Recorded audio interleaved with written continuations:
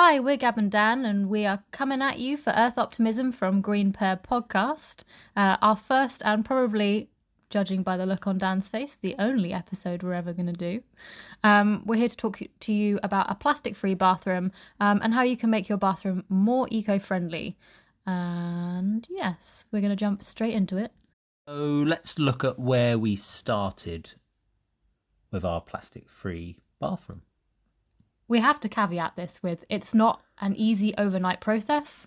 We probably still have some plastic somewhere that we're reusing because it's always better to reuse than buy new. Oh yeah, absolutely, and use up what you have. So we have your hairbrush. Oh, my hairbrush is plastic. And as much as I want a snazzy bamboo one from our lovely range, we're going to keep using that until it gives up the ghost, because that's the best thing to do. Yeah, there's probably more.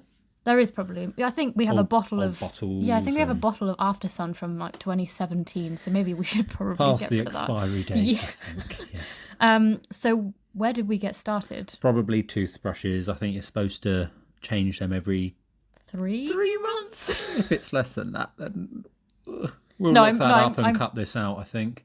Okay. I'm pretty sure it's 3 months. We're going to go with 3 months. So yeah, obviously when the old plastic one.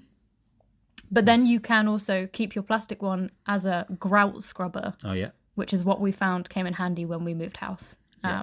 So yeah, started with toothbrushes and probably one of the easier swaps, although it took us a couple of different brands to find ones that worked for us, didn't it? Oh, yeah, I think that happens with anything in your bathroom. Whether it's plastic or not, you always find something that you prefer.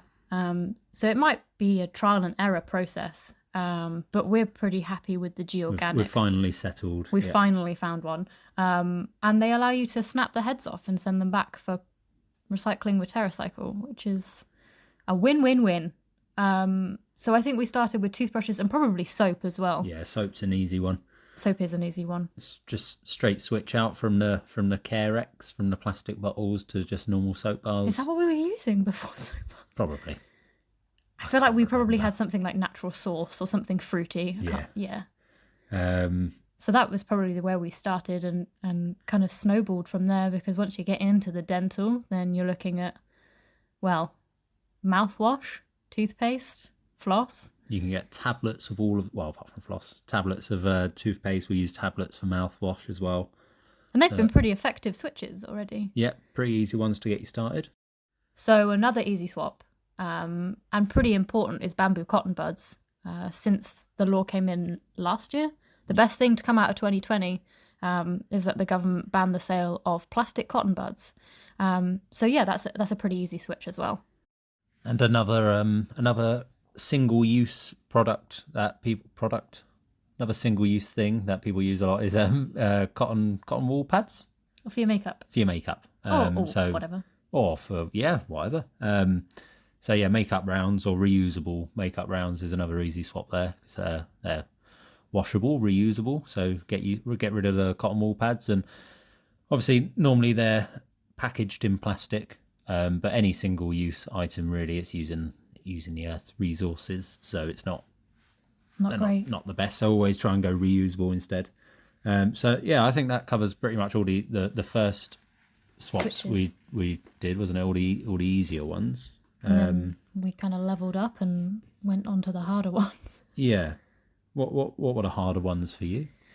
I think probably a safety razor. I knew how important it was to switch from plastic razors, which are so harmful to wildlife, with kind of discarding of the heads or just the whole razor. Not recyclable at all, are they? Because it's all embedded in the plastic. Yeah, because they have those 3 blades that are kind of, or however many, 7 or blades.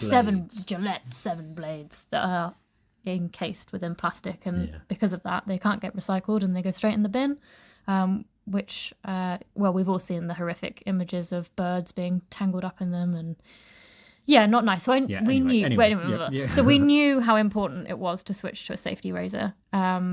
And it did take took a while to get used to. It's a bit more weighty, but that's probably a better thing now, isn't it? Yeah, so it's just the original change for sure. Yeah, it's an interesting swap. You have to get used to it, but you really feel. I mean, it saves a ton of money because those little blades come in a pack of 5 and they're a pound, and they last forever. I think one blade can last me up to like 3 months, and that's sometimes with using it as well. So no, I have my own. Shampoo, conditioner. That's probably another hard one to start with, because we started with bars, and there's a lot out there. The market for shampoo bars is quite vast, and not all of them are good. And that's generally because some need an acid rinse to balance out the pH levels of your hair afterwards. Some take with the you'll better explain this bit, to be honest, aren't you? With the chemicals in normal shampoos and the transition phase. It definitely takes a while, especially if you have long hair. Yeah, I was lucky, to be honest, wasn't I? I was straight switch. And this was never before had a the hairdresser shut, may I say, because now you are sporting a lovely top knot in this podcast that you can't see. I'm very sorry. Which is why it's a podcast and not a video. So it was definitely harder with longer hair. There is a transition phase for some bars, not for all bars. I have tried probably about 6 or 7 different bars now and found a couple really good solid bars that don't have any kind of transition phase, don't have any need for an acid rinse. I think that's the main thing, isn't it? Even though it is quite easy to do. It's just like apple cider vinegar mixed with water, and then you just need it in a spray bottle near your shower. It's a few sprays on. It's not hard to do. Oh, it's definitely not hard to do. It's just an extra step. It's just me being lazy. Yeah. So if you want the most simple solution, then I wash my hair once a week just so I don't have to go through this process as much as I can. Yeah. So there are definitely great shampoo bars out there that are just a straight switch. If you are using synthetic or kind of chemical based shampoos and conditioners, it may take some time for your hair to kind of strip all of that away. So give it a couple of weeks if you switch to a shampoo bar. And then another. Oh, I fell off the table. Another product that has a bit of a. Well, again, with me, I was lucky. Didn't really have a transition, but unfortunately, you did. You're just going to throw me under the bus here. Natural deodorants. That's a bit of a can be a bit of a harder switch for people, because it might take a couple of products to find what works for you. Now's the perfect time while we're still in a lockdown. Quick, hurry. Yeah. Try natural deodorants now. If you, again, have been using kind of sprays or roll-on deodorants, they have definitely harsher products in them, which clog your pores, and that's what make them an antiperspirant, whereas natural deodorants don't have that quality to them. So it isn't an antiperspirant, so it will probably not stop you sweating as much, but it will leave you fresh. It will leave you smelling... sweating is natural. Well, exactly. That's the whole point. Your body's just getting rid of toxins. Embrace the natural body. Yeah. And doing what it should be doing. However, as Dan said, unfortunately, I did experience a bit of a phase with that, and you have to go through what they call a deotox, which is anything between a couple of weeks to a couple of months, trying to get your body used to these natural alternatives. Yeah. I think it even works out cheaper when you do go through that, though, because like some days you don't even need it. No, you don't. You haven't worn deodorant in a week. So we don't want to come on here sounding like kind of dirty hippies, but once you switch to a natural deodorant, there's definitely days where you don't need to wear it.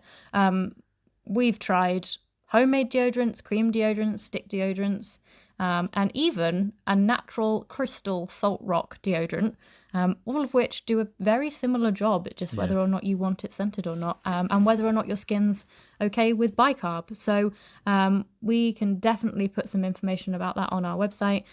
It's definitely a bigger discussion than just touching on it now. So So we've covered some hair products. We've covered some dental products. What else do you do in a bathroom? Can I just circle back to the bars really quick? Sorry. I just wanted to talk about the conditioner bars, and also refilling your bottles, because we have a refill service. We are a refill service. So if you're not looking to switch to a bar, I know we're both quite wedded to bars, which is why we probably go for them first. So 2 things. Look for your local bulk refills. There's a a great one in Cambridge, if you're based in Cambridge, Full Circle. We kind of go around the outskirts and drop to your door as well, if you weren't looking to go to a physical store. There are loads. You just need to type in your area and type in bulk refill or refill shop or zero waste shop, and there will be someone near you, most probably, fingers crossed. Yeah. And if not, yeah, we can post you a bar. Yeah. So there are options to have liquid conditioners, shampoos, body washes, if that's more your thing. But your all-time favourite product? Oh, is the conditioner bar. Oh, I have finally found, after 2 years of searching, a conditioner bar that nourishes my hair. My hair's very fussy, and I think a lot of people struggle with this, especially, as I said before, not being able to go to a hairdresser for a year. So, yeah, my all-time favourite can be found on our website. Yeah, we even have a couple of collection pages these days, my favourite products and your favourite products. So it's my numero uno. Yeah. I cannot live without my conditioner. And I think my number one is scrub powder, which leads us on nicely. Yeah, leads us on nicely to cleaning. So as I said, we've covered hair, we've covered dental. There's not many other things you do in a bathroom, apart from clean it, hopefully. Which we could really do. Which we need to do more of. But yeah, so plastic-free cleaning.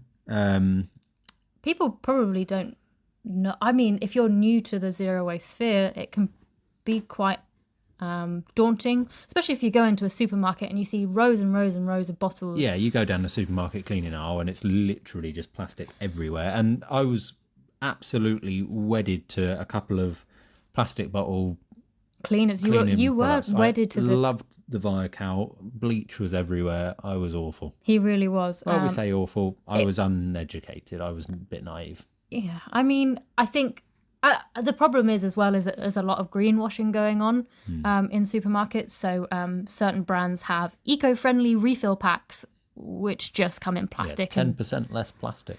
So I think it's definitely worth mentioning to be aware of those. But luckily... There are good plastic-free alternatives. It's not like everything is getting better. Like definitely. The manufacturers are all getting better, and natural cleaners are now as good as non-natural harsh chemical ones that make your throat hurt. And available in supermarkets. So Ocean Savers. Ocean Savers. Yeah, Tesco and Sainsbury's. Tesco and Sainsbury's, and also on Green Pear. Yeah. But yeah, mine. Sorry, I just wanted to ramble on about my number one. You love cleaning. Scrub powder is great. Your number one product. It's my number one on the website, and it's basically because, to be brutally honest, I'm quite lazy, and cleaning sometimes is quite hard and needs a bit of elbow grease, and scrub powder pretty much makes it easy. I think it's also great for people who don't have a lot of time, is the best way you could have phrased that. Yeah, I don't have a lot of time. There you go. I'm not lazy. Not at all. But yeah, it's just, you can make it into your own cream cleaner. It's really good for like lime scale, so like the shower glass. We live in quite a hard water area. So yeah, so you just make it into a little cream cleaner and then everything just cleans off easily. You can use it on the hob, you can use it on the tiles. It's just we've switched from bathroom to kitchen. Bathroom tiles? You said bathroom hob? Bathroom hob as well, yeah. Sure. Yeah, so, but if you didn't have scrub powder, if you didn't have access to scrub powder, you can also use natural cleaners like citric acid, which is really good for limescale. Putting down your toilet? Removal, yeah. Bicarb, you can use white vinegar for your...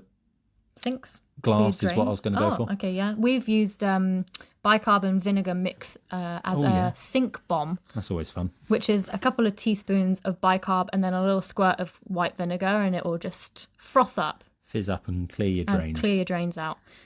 So yeah, that's where we are with plastic-free cleaning in your bathroom. Yeah, and... Finally... Toilet paper. Toilet paper. I don't know whether we can say the C word, because I don't know whether kids will be listening, but... There's a company out there that you may have heard of who gives a something. Yeah. And they do... Well, there's a lot of companies out there that do plastic-free toilet paper. Individually wrapped in paper, made from recycled materials. Yeah, some companies aren't individually wrapped at all. They're just like naked. Naked toilet paper. Naked toilet paper. Which is what you want. Yeah, there's lots. There's more and more companies popping up all the time that do plastic-free toilet paper, and the cost which I am quite big on. Oh, Dan is thrifty. I'm a bit, yeah. Let's use that word nicely. You are thrifty. Yeah. And the brand we use, they're extra long, the rolls, and they actually work out per sheet. I didn't do the maths, so I'm not that bad. The company did the maths, but they work out really competitive with supermarket prices. They do, even on par with on companies like Aldi. Yeah. And Tesco value, but it's good bang for your buck, and it's good toilet paper. It's an easy switch. It is an easy switch. Really easy switch. Yeah, and they come in boxes of 48, so no more stockpiling. You're just there. You're good with toilet paper. And if you don't want 48 rolls of toilet paper in your house, then split it with a neighbour, split it with a friend, split it with a family member. That's what we do, don't we? We drop off a box of 24 toilet rolls to your sister every so often. Yeah. Obviously contact free and all safely in this time. But yeah, I think that covers pretty much all of our bathroom. There's our 5-minute podcast, which has quite quickly turned into 16. I mean, why wouldn't you want to talk for longer about a plastic-free bathroom? Yeah, we just clearly love it. We clearly love our plastic-free bathroom. And is this going to be episode 1 of many? Okay, maybe we'll leave it there. If you have any questions, you can get in touch with us at hello@greenpeareco.com, or just head over to our website, or drop us a line on social media at Green Pear Eco. Yeah, we always love a bit of feedback or hearing your questions, giving advice, or just your plastic-free bathroom tips. We would love to hear them. Yeah. Yeah. So send them over, and maybe we'll feature you on our social media page. Pear is in the fruit. We probably should say Green Pear as in the fruit. Yeah. Eco. Weird name. Okay. And that's us done. Bye. Oh.